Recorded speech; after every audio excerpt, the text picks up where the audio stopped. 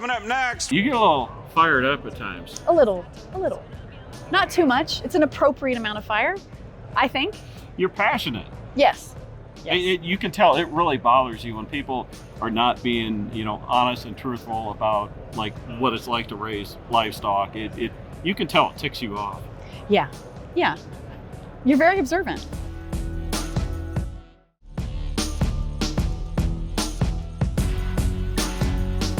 All right, we're here in Denver, Colorado. We're at the Commodity Classic with our friend Brandi Buzzard, and you're from Greeley, Kansas? Greeley, Kansas. Okay, where's that at in Kansas? It's the eastern side of the state. Okay. Greeley County, Kansas is at the western side of the state. Oh, that sounds confusing. It is. It confuses a lot of people. There's also a Greeley, Colorado that people confuse with where I live too.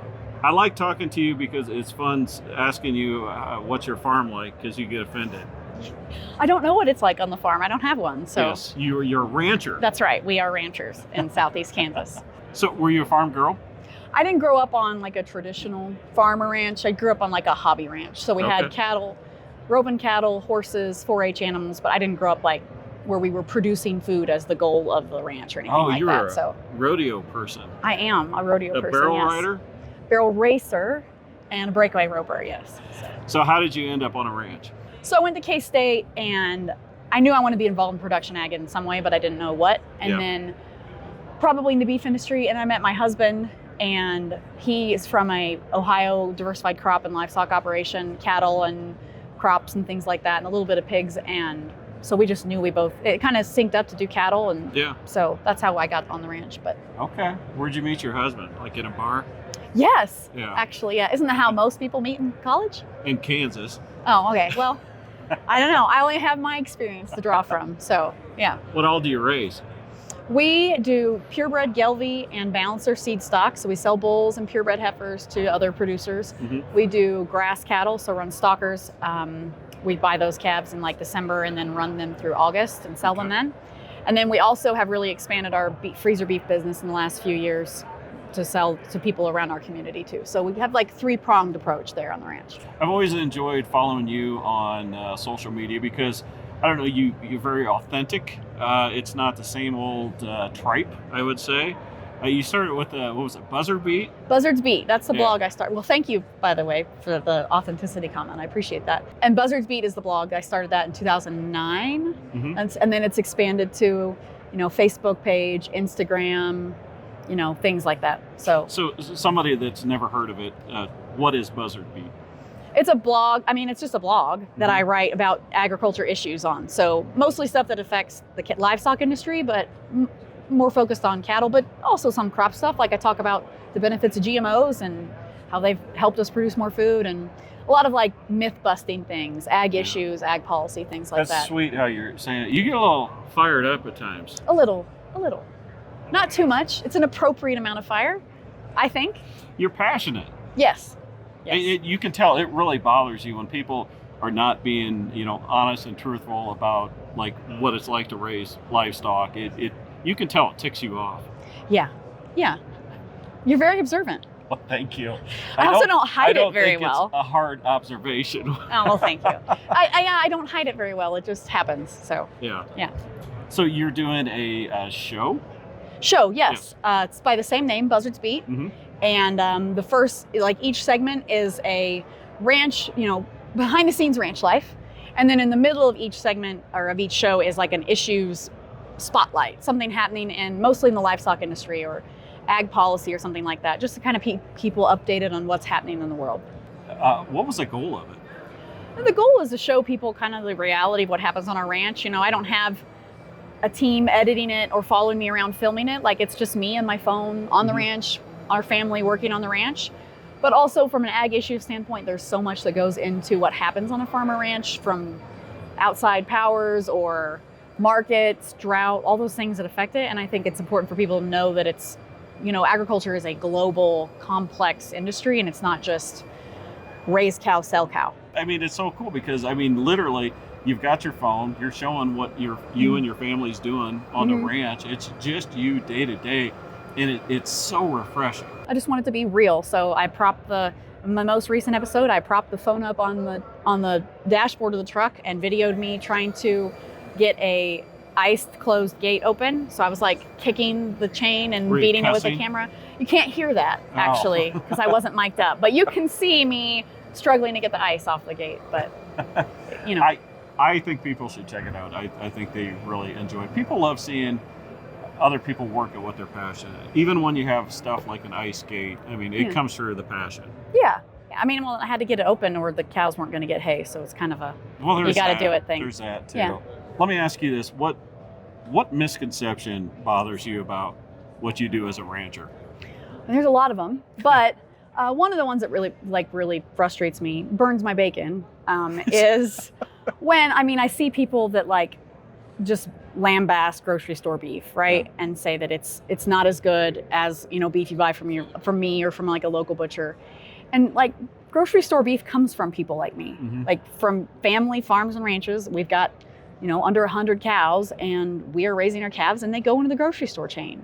But we also sell freezer beef. So that just is really frustrating for people to have this like big bad kind of like image in their mind of beef that goes to the grocery store. It's literally from family farms and ranches. Yeah, that's very well said. I think we've all heard that argument. Although sometimes when you get the beef from like your neighbor and that, I don't know if it's psychological, but it does taste better. Yeah, it has different, absolutely probably tastes different, but taste is subjective. Yeah. So I'm guessing that most beef from a local butcher hangs 2 or 3 weeks. Yeah. Beef at the grocery store is not hanging that long before it gets cut, and that causes a difference in flavor for sure. Do you wish the world ate more chicken? I think people should eat whatever they are not scared of. I eat chicken, and I'm not trying to bait you into getting ticked off. You can't do it. Like I don't think you can do it. No. But no, I want people to eat chicken. I want people to eat what they are comfortable feeding and not do it because of their being scared. That Chick-fil-A makes a damn good sandwich. I gotta say. Yes. I can tear up some Buffalo Wild Wings, so I will never put down chicken. So I don't know anything about ranching, but I know calving is a stressful season. How do you and your family deal with that? So we calve in the fall, Yep. so that helps a little bit in terms of the being worried about your calves freezing to death and to the ground. Okay, we don't really worry about that. Why doesn't everybody? I can't speak for why other people Yeah. choose to calve when they do. I know that we're in the minority in the fact that we don't really farm much, Okay. so we don't have to worry about doing calving around like, oh, we got to get calving done before we do planting, or you know, something like that. So we don't have that stress. We do it in the fall. We have fescue. We live in fescue country, and that grass is getting resurgence right as we have calves, so it works for us. Yeah. Other people's calving season works for them, but Okay. so And we just fall calve. Crazy busy time. Yeah, because you do fall calving, and then like a month after you finish calving, we're like getting ready to set up for breeding. So yeah, we're chopping silage in that area sometime in there. So it's a busy season. It'd be busy if we spring calve though too. So there'd be something that overlaps with it. Working with cattle, that's tough on the old body, isn't it? Yes. Yeah. Yeah.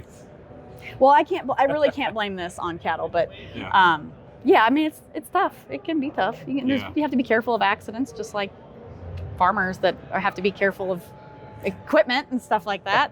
You have this show. You have a social media following, and I mean, did you ever picture yourself like coming to farm shows like this? No, never in a million years. Yeah. If you had told me last year I'd be at Commodity Classic, I would say you must have the wrong Brandi Buzzard.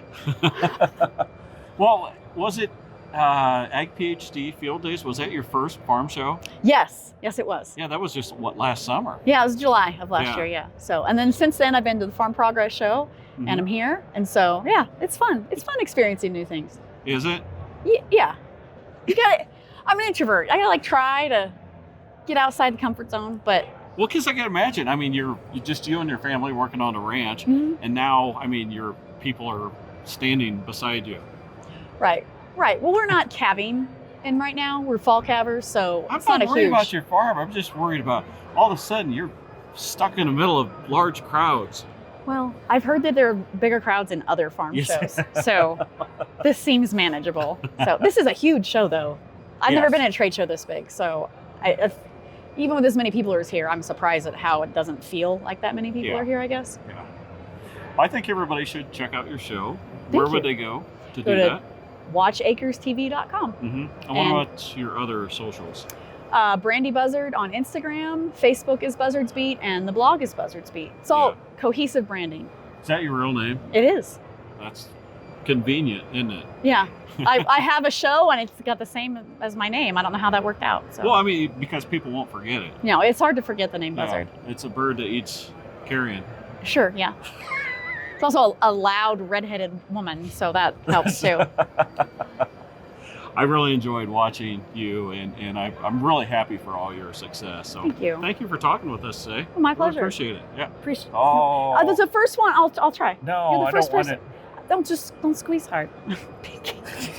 Thanks for spending some time with us here on Shark Farmer TV. For more stories about people in agriculture, catch my shows on Rural Radio Channel 147 Sirius XM. There's more in-depth discussions on my podcast, and of course, you can check out previous episodes of this show on my YouTube channel. Find out more at sharkfarmer.com. What do you do to your arm? I had elbow surgery a month ago. For why? What'd you do? I tore a tendon Doing from what? 22 years of roping and been feeding cattle with buckets and carrying babies around and tore a tendon. But you're like a social media rancher. You actually don't do anything. I know. I don't know how it happened.